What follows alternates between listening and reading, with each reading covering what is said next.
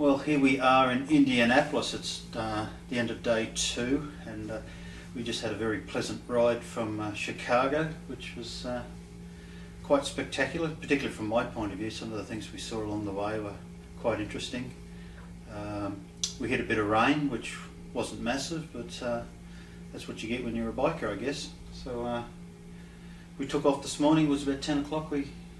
We left your place? We left off at 10 o'clock and we arrived in Indianapolis at 6 o'clock Central Time, which we lost an hour, so it would be 7 o'clock their time, but still the trip took that took almost 8 hours. Yeah. So we didn't take the direct route either. We went to the west. Yeah, to avoid, we took way swing around Chicago. I mean, we actually went about 8 miles west and then traveled down through the back roads. I wanted to show him some of the farm fields and some of what actual Midwest looks like, and Midwest is not Chicago. Chicago is not the Midwest, although people may think that, but I wanted to show him some of the rural farmlands and stuff like that. Yeah, so lots of cornfields and soybean, was it? Yeah, that's what I told him. You'll see one of two things, and I think I only saw one hayfield all the time there. There used to be more hayfields, but basically if it's tall, it's corn. If it's short, it's soybeans, because that's about all that everybody grows in the Midwest, at least in the Illinois part. Yeah. I made a conscious decision right from the start to not video while I was on the bike yesterday, simply because I'm in a different country who rides on the wrong side of the road. Mm-hmm. Even though it's the right side, it's the wrong side.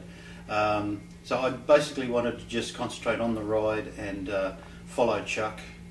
He was given signals, all that sort of stuff, so I think the camera would have been too much of a distraction, but tomorrow when we ride down to Tennessee, that's going to be different altogether. So one of the things that caught my eye on the way out of Chicago was some of these car lots, and I saw this red pickup truck, and it was quite an immaculate condition, and they were asking $9,000 for it, and that sort of made me open my eyes, because in Australia you'd pay more than double that price for a pickup of that quality. So that's the first thing I noticed. I really guess is the price of things. America's far cheaper than Australia. The other thing which I really like is I love the old houses in the outskirts of Chicago. There, it's what we would describe as the typical American house. They're double story with the high-pitched roof with the attics, and they've all got basements and the little porch out the front. The corner porch, yeah. Yeah. And there's just hundreds of them, and some of them have been restored and look pristine, but even the really old ones that are just still in their natural state, just absolutely just immaculate. Just love them. So that was quite good. The first thing as soon as we pulled off Chuck's driveway, the first thing I instinctively did was went to the left side of the road. So, but yeah, I was a little bit scared at first, and the other thing I noticed, Chuck, was these stop signs. A stop sign in Australia, you actually stop. You stop dead and you select first gear and then take off. But over here, they're a little bit more lax. It's sort of like you can almost stop, put it that way. A rolling stop, a rolling stop counts. Yeah, and they have a lot of stop signs on all intersections. There's only one in Ipswich, where I'm from, and that's sort of like, it's not like on the main roads or anything like that, it's in the back streets. And I used to laugh at that because in Australia, you come to a stop sign, you stop and you give way to all traffic from all directions. So me coming up to a crossroad with 4 stop signs, it's like, well, who gets way to who? So I'm just, as soon as Chuck goes, I go with him. I was sticking to him like glue yesterday. So I will have to say, though, halfway through the ride, he spotted some signs for a car show. We didn't end up getting to go to it because it wasn't on that date, but we just wanted to check it out to make sure if we could stop and see something, significant like a car show. And he actually took the lead for the majority of that part where we were exploring through town, and did very well for staying on the right. So I was very proud of him for that, because it can be scary driving on the different side of the road than what you're used to. Yeah, it's small country town, and not a lot of traffic around, so I was feeling pretty good by that stage. That was a couple of hours into the ride, so that was good. So what is the rule with the 4 stop signs on a crossroad? Basically, the person on the right if you stop at the same time and somebody's to the right of you, they have the right of way. Otherwise, if it's any conflict other than that, the first person that comes to a full stop has the right of way. Right. Well, that's pretty much the same as it works in Australia with where you got opposing stop signs. It's just like the old days when we didn't have stop signs. You just gave way to the right. So well, that's nice to know. But you know, like you said, that's the suggestion. But what do people actually do? Yeah. Pretty much, you know, compared to other strict countries, like I've watched the riders talk about it in the UK and riders talk about it in Australia. We're very lax in the United States as far as traffic laws compared to you guys. Yeah.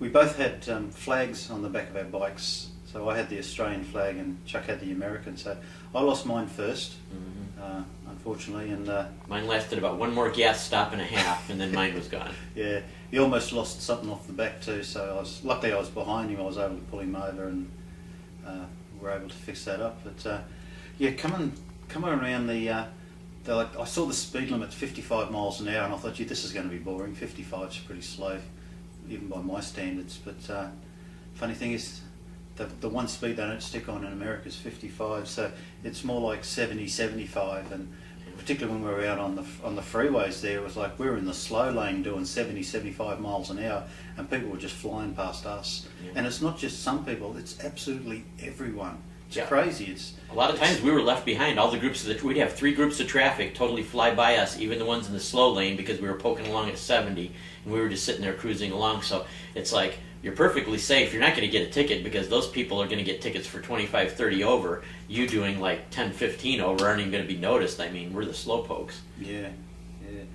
And there was one vehicle in particular that caught my eye. Was one of the small school buses, and we're sitting on 75, and this thing just flew by us.